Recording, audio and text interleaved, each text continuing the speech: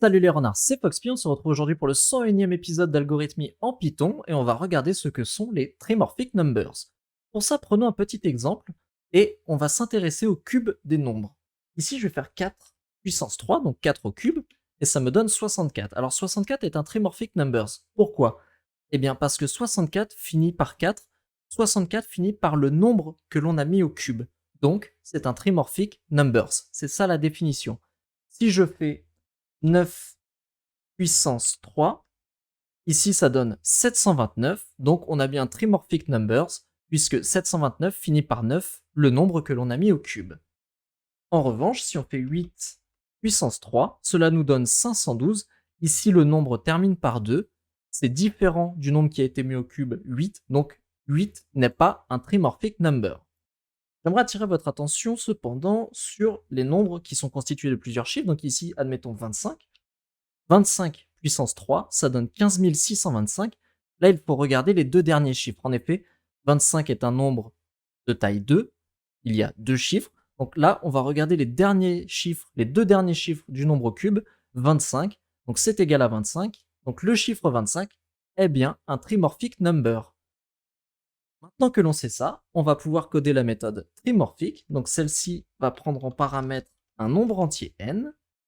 Et la première chose que l'on va faire, c'est de définir la variable length n qui sera égale à length de str de n. Donc on récupère la longueur de n ici dans len n. Autrement dit, on récupère le nombre de chiffres qui composent n. Ensuite, on peut directement procéder à notre test. Si str de n puissance 3 de moins len n double point est égal à str de n, alors c'est un nombre trimorphique, on renvoie true, sinon on renvoie false. Je vais expliciter cette structure conditionnelle. str de n puissance 3, donc ça pour le moment c'est très simple, c'est tout simplement on caste en chaîne de caractères le nombre n qui a été mis à la puissance 3. Maintenant intéressons-nous à cette écriture. Reprenons le cas de 25. 25 puissance 3 ici. 25 est un nombre de taille 2, il est constitué de deux chiffres, donc length de n ici est égal à 2. Ce que l'on veut récupérer dans notre chaîne de caractères ici, c'est moins length de n double point. Cela signifie qu'on veut récupérer seulement les deux derniers caractères. Regardez, si je fais str de 25 puissance 3 et qu'ici je récupère les deux derniers caractères, alors je récupère le 25.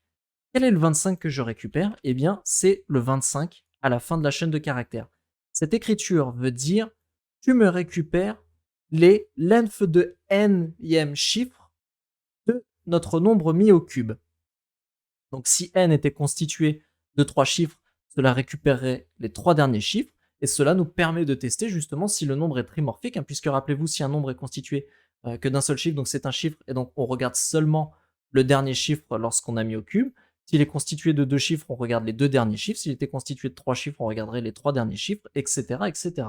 Donc ça nous permet, quand on a la chaîne de caractères ici, de récupérer bien, les lengths de n chiffres à la fin de la chaîne de caractères du nombre mis au cube, et on teste ça tout simplement avec le nombre qui était envoyé en paramètre de la méthode qui a été casté en chaîne de caractères.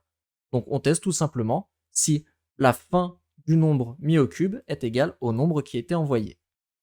Maintenant, regardons les nombres trimorphiques de 1 à 100. Donc ici, for i in range 1, 101. Je vais faire une petite condition. Donc si trimorphique de i, alors on va l'afficher. Et là, hop, accolade, double point, accolade, point format. Et si je mets i, trimorphique de i. Regardons. Donc 1 est un trimorphic number. En effet, 1 au cube, ça donne 1. 4 est un trimorphic number. 5 aussi. Alors regardons pour 5. Voilà. 5, ça donne 125. En effet, le dernier chiffre de 125, bien c'est égal à 5. Donc c'est un trimorphic number. On voit également que c'est vrai pour 99. Alors regardons. 99 au cube, ça donne 970 299. Donc en effet, ici, les deux derniers chiffres sont égaux à 99. C'est bien égal au nombre qui a été mis au cube. Donc 99 est un nombre trimorphique. Voilà, donc dans cet épisode, nous avons codé une méthode qui permet de déterminer si un nombre entier est un nombre trimorphique ou non.